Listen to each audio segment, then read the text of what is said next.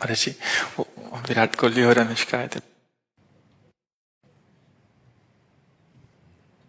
विराज बैठ प्रसन्न हो। जी अभी ठीक। हाँ नहीं, ठीक ही रहना चाहिए।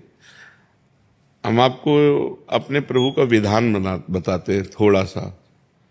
जब प्रभु किसी पर कृपा करते हैं, ये वैभव मिलना कृपा नहीं है, ये पुण्य है। पुण्य से एक घोर पापी को भी बहुत देखो, पाप करके भी उनका कोई पुण्य है जिससे वो सुकृत पूर्व के सुकृतवश चल रहे हैं, नया पाप है। ये वैभव बढ़ना या यश बढ़ना ये भगवान की कृपा नहीं मानी जाती।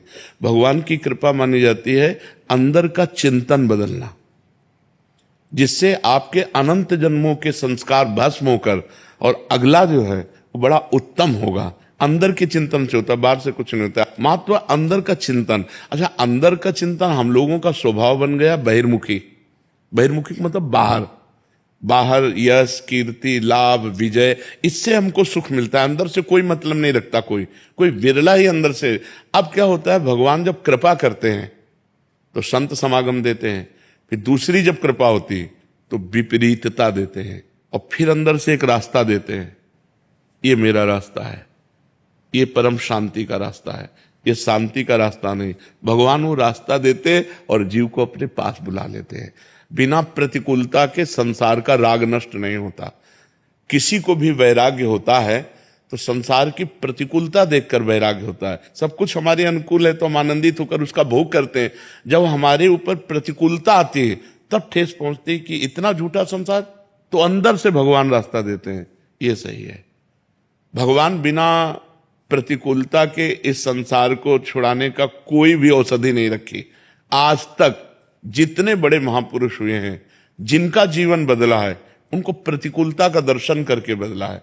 तो कभी प्रतिकूलता आए तो उस समय आनंदित हो कि मेरे ऊपर अब भगवान की कृपा हो रही है, कि मुझे सतमार्ग में चलने की प्रेरणा मिल रही है। अगर सतमार्ग छूटा हो, ये सब तो एक सेकंड के लिए आप विचार कीजिए।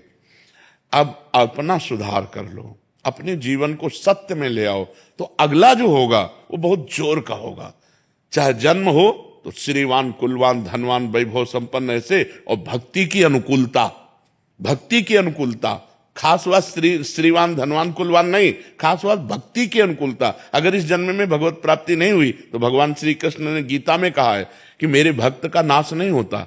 मैं कुलवान धनवान श्रीवानों के कुल में जन्म देता हूं और फिर पुनः भक्ति का माहौल देता हूं, और पूर्व का जो भजन छूटा हुआ हो वहीं से उसको। अब बिल्कुल ऐसे ही रहो जैसे रह रहे हो।